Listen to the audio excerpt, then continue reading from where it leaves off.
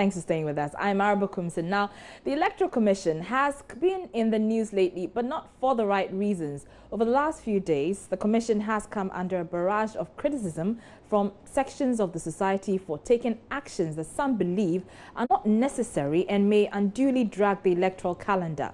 For instance, the EC's decision to go to the Supreme Court over the report or the recent ruling by the Accra High Court ordering them to allow the PPP's Dr. Papa Kwesi Indum correct errors on his nomination forms. Of course, we now know that that case was dismissed by the Apex Court. So why did the Commission insist on challenging the ruling?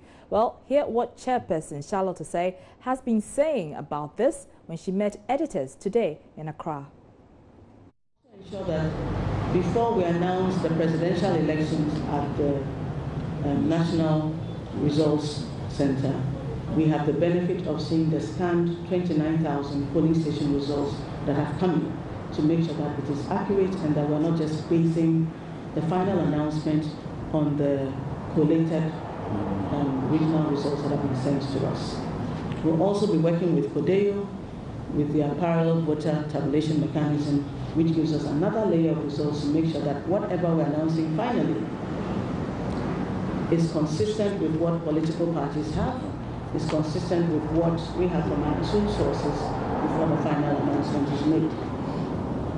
And so we do not believe that when it comes to the process that there's any cause for concern, that there's any cause for worry that we are not ready for December 7th. We are ready. One of the reasons why we had to go to the Supreme Court to bring finality to the disputes over the nominations process was basically to ensure that we meet the November 7th deadline. Otherwise, we would have still had several suits at the High Court level, and when they are overturned, the parties would still have the benefit, assuming it was ruled against them, to go to the Court of Appeal and then to the Supreme Court. And so we decided that in the interest of the electoral process and to save the calendar and the nation's constitutional order, it is better that we go to take one of those judgments, go to the Supreme Court, get an order which comprehensively would cover all the other suits and bring finality to the process. As the body mandated to manage elections, we are committed fully to always following the law as we understand it. If a court brings a different appreciation of the law, we would obey that. It is our duty to obey the law. And we've had so many suits this year. Some the courts have upheld our position and we've continued with the process. In others where aspects of the rulings have gone against us, we have complied with the court process expeditiously and to the best of our ability. So the EC chairperson also took time to allay fears that she may be planning on rigging the elections for one party or the other. For instance, we were in a commission meeting just before we went. We were trying to finalize the evaluation of the nomination forms and announce the final list, when we got a message that someone was saying on a radio station that the EC is planning to use the proxy process to rig the elections, and that this year 270,000 people are going to be taking part in this process, and it has been designed as a main vehicle for rigging the elections. We were pretty stunned, and so I said, okay, let's find out. So we called our IT staff and said, how many voters are on the list of proxy voters for this year? Just confirm it. Do we have 270,000 people on the list? They were like, no. How many people are taking part in proxy voting this year? And the answer was 534. We've also been told that we are going to use the special voting process as the vehicle to rig the elections. In 2012, we had about 120,000 people who took part in special voting. This year, the numbers are about half of that, excluding the electoral staff, and we've added the media this year. So media and security personnel come to about 29,770 people. How we are going to use this to rig the elections still defies our imagination.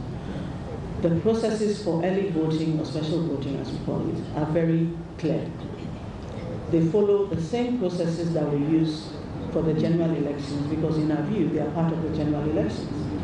The only thing is, because you have people who are going to be working at very different locations from where they normally work. You have media who need to cover the elections.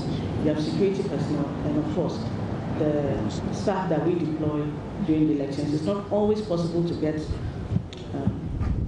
electoral officials who are working at their own polling stations. And so we need to make provision for them to be able to vote. Now let's stay a while longer on the EC, the chairperson of the EC, that is, because as you may well know, she has been called a lot of things by her detractors, be it politicians or ordinary Ghanaians. But is she a tyrant? Flag bearer of the All People's Congress, Hassan Ayariga, thinks so. He lost out on the opportunity to contest for the top job after the commission rejected his nomination forms yesterday. We asked him what his immediate reaction was when he heard that he had been rejected a second time. I never thought of being rejected again, because what happened was that we went to court Friday, won our case against the Electoral Commission, and the court ordered the Electoral Commission to accept the 2 anomalies subscribers that we actually give them to substitute. So Monday morning, we rushed to the EC to make sure that it was updated. When we got there, I didn't go actually, it was my General Secretary with some few members of our party. They went there. They sat there the whole day. 7 o'clock, the Electoral Commissioner called them, gave them another list of 95 anomalies, 95, and that the signatories were inconsistent. And for that matter, we should get the members to resign. We took the documents, we went and did the corrections. We got there around 3 p.m. My General Secretary, immediately she saw the General Secretary, she asked him to go out and that she would call him at 5 o'clock. And the General Secretary said, no, we have come, we want you to check the documents. If we have issues with it, we have 2 hours from now to go back and do the corrections. The woman was so angry. No, you people should go out. I don't want to see you now. Can you imagine? You can request for the video and you see the attitude of the woman. A tyrant, of course. Are you going to contest this? Of course, we will come out with a press conference tomorrow morning. And whatever we have to say, you can send your team tomorrow.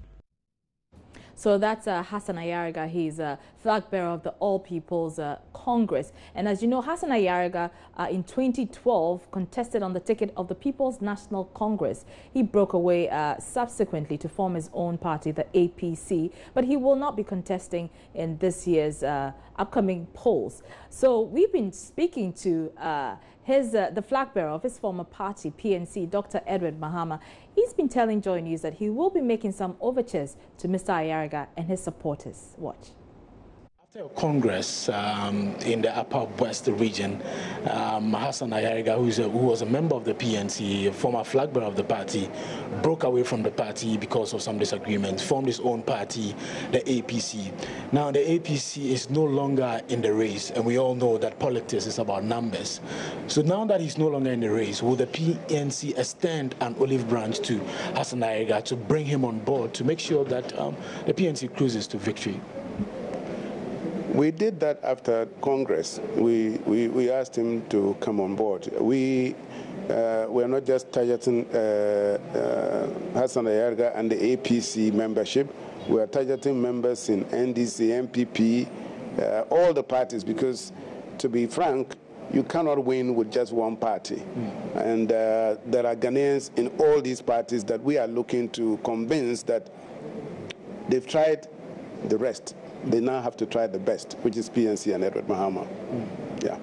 So would you be extending an olive branch to Hassan Ayariga? My olive branch is to all Ghanaians who are listening to me and who have a vote. Not specifically Hassan Ayariga? No, my target is all Ghanaians, because Hassan Ayariga doesn't have enough members to make me president of Ghana. You need at least 4 million plus votes.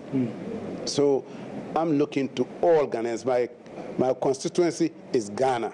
So my message is all Ghanaians. You talked about numbers. On the issue of numbers, in the 1996 election, you polled 3% of the total vote cast.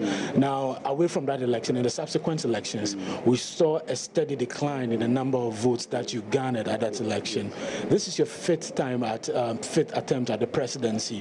What makes you think that you can increase or possibly do better than you've done in the past, because you've not garnered even more than 5% of the total votes cast in all the elections that you've contested in? You are from Joy, right? Yes. 1996 when I ran, Joy was only one or so of radio stations, private news radio stations, or two. Actually, Joy was there, Gold was there.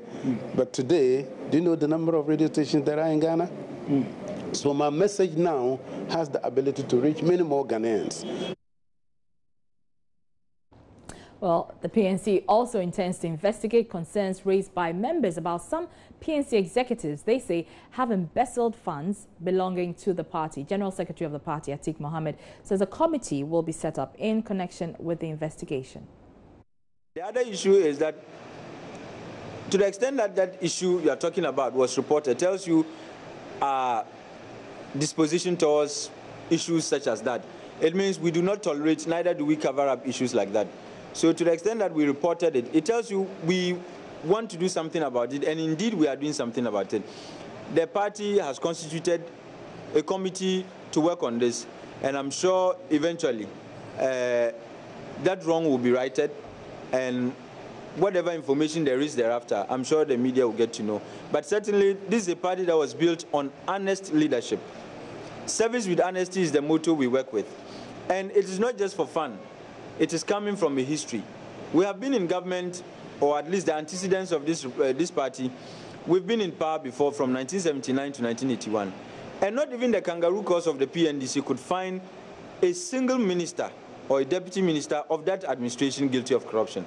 So we have a track record, and it is in keeping with that record that caused us to report this when it was discovered to the police. And so we are not condoning corruption. We are fighting it. And the leader of this party, who happens to be the flag bearer, has demonstrated severally. So now it's official. 7 candidates will be contesting the December 7 elections, and they couldn't be more happier. In fact, they're so excited that they've hit the ground running, planning how to sell the message to the electorate on how to distinguish them from their opponents on the ballot. And the connotations have already begun with the Bible and Ghana's position on the global map for political capital. Here is a special report on how the parties are interpreting their candidates' placement on the ballot. Every number must count, especially for political advantage. Ivor Kobna Green Street, first on the ballot, is fancying Esroho to do the trick for the CPP. It is a good position on the ballot. It is better than being, fourth or fifth or sixth. I think everybody knows that Esroho or Akieho are good positions on the ballot. So we are grateful for being in that position. CPP will mark at position 1, and the Ghanaians will decide. For Nana Konadu Agyemang Rawlings, number 2 signifies victory at the first attempt for the National Democratic Party. The significance of a number really depends on what you want to do with it. But for me, I think 2 always represents victory. And because I'm looking at victory, that is the ultimate. Yeah. Some of your supporters have been saying you're using too sure, too direct. Well, I wouldn't be surprised if some of the regions have started using that already. But it's not something that we have sat down and planned that we're going to say too sure, too direct.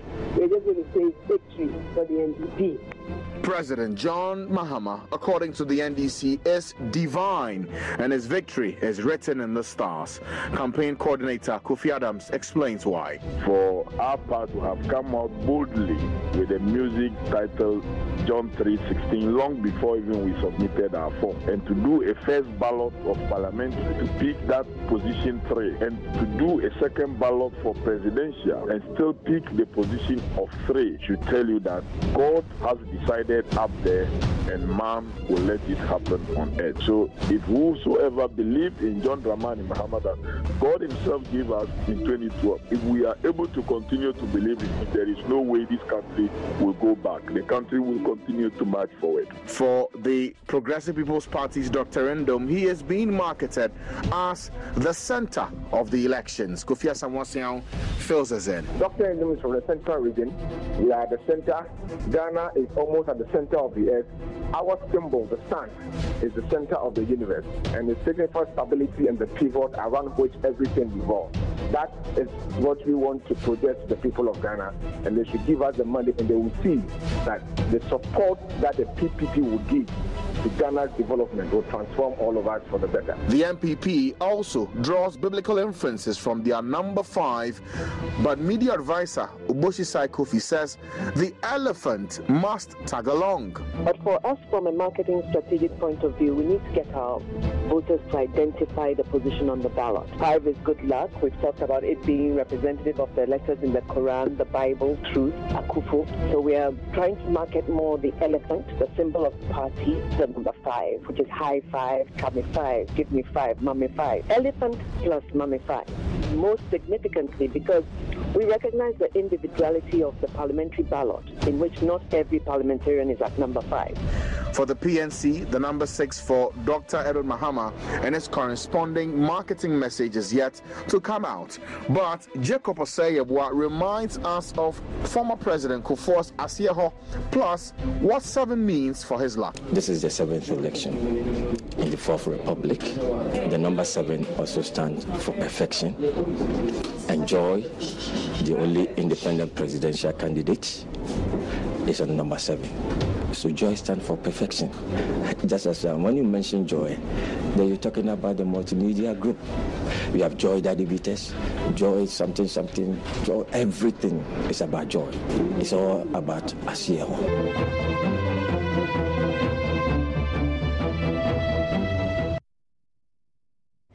Interesting connotations there. It remains to be seen whether those connotations will actually come to pass and make them the winner in the December polls. Well, the candidates and their party officials are not leaving anything to chance, and with just 26 days to the presidential and parliamentary elections, campaigning has not waned. They're still on the road, all in a bid to get as many people as possible hear their message and hopefully vote for them. Let's start with the Vice President, Kwesi Mr. Arthur. He has been campaigning in the Western region. He has already been in Prestia, and his next stop, Takwa in Suim. He's been urging electorates there to vote for him and President Mahama to ensure speedy development in the area.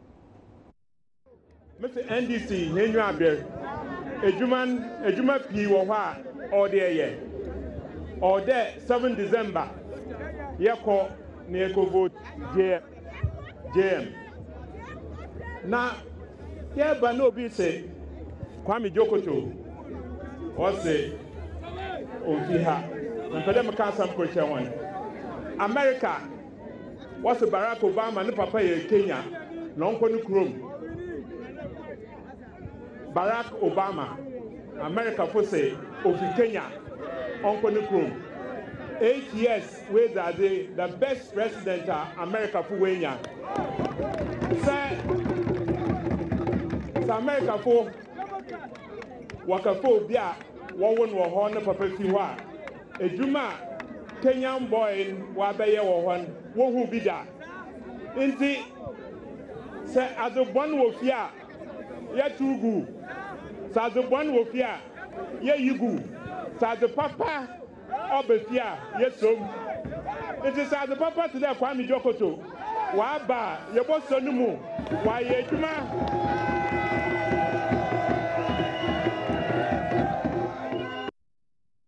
So that's Vice President Kwesi Mr. Arthur addressing party supporters at Takwa and Swayam. And essentially what he was saying was that people should dismiss suggestions or rumors or claims that the parliamentary candidate, Kwame Jokoto, is not from the area.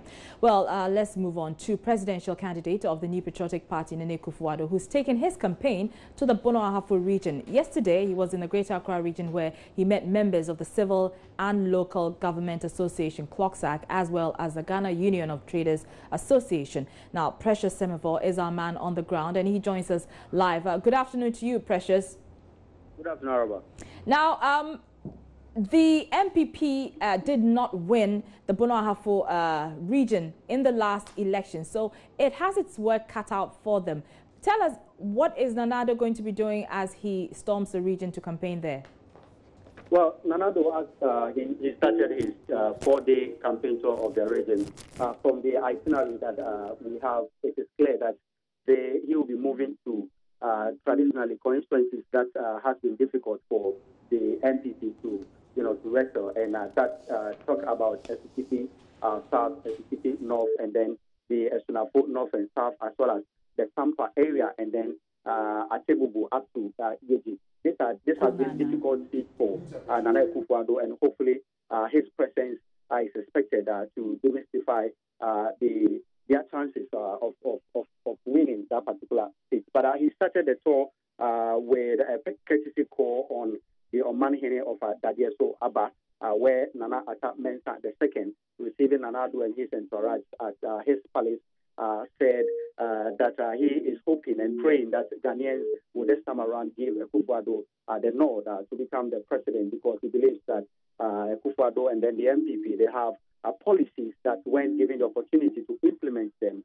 could transform the economic fortunes of the country. Now, he also sees the opportunity that Nana Addo will have to build a lot of health facilities and schools for them when he finally gets the nod. And thanking the Nana and the things that he has said about Akufo-Addo, he promised Nana that when given the opportunity, he cannot disappoint him because of the faith and the trust that the people of Ghana will be having. Okay.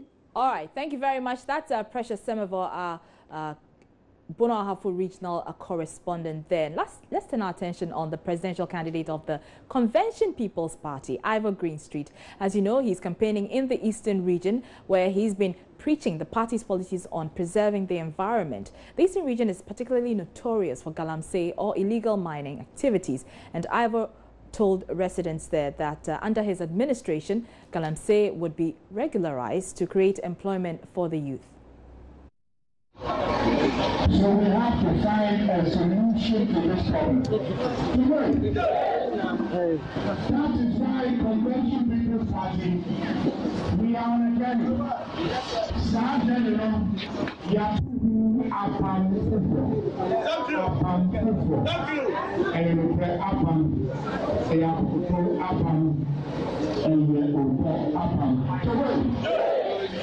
And because of the love we have for you and the ordinary people of Ghana, what we want to do here is to construct as many boreholes as possible. Because if we are able to construct all of these boreholes, then you will avoid having to deal with all of this water which has been polluted in the area. CPP presidential candidate Ivor Greenstreet there. Now, are you one of those people who use objects to form queues on election day? Well, the Ghana Police Service has a warning for you. The service says that tradition will not be allowed in the upcoming elections. It has been the practice of some people to use stones and stools to form queues either for themselves or their relatives on election day. Well, at a meeting yesterday, however, with some stakeholders, the Ghana Police Service warned against the act. Listen. Use objects as to form a queue because they create problems. And another is the fact that you should not mass or bus people to the station to go and vote, because it can create or it can constitute a trigger. We will do our best to provide the security that is needed for this election, but election security is a collective responsibility. Security agencies alone cannot provide it. All of us have a stake. 29,000 polling stations. Is it possible for all the people who are deploying, aside the security agencies, to have a common deployment plan, or maybe share your deployment plans in such a way that you will note that when somebody, you go where people have not deployed, rather than sending 2 or 3 representatives and observers, while there are others which have not been covered. So you had the police, no stools and no stones, in the queues. Well, that's how we end our show today. Join us same time tomorrow for Election Brief. The Pulse with Francis Aban is up next.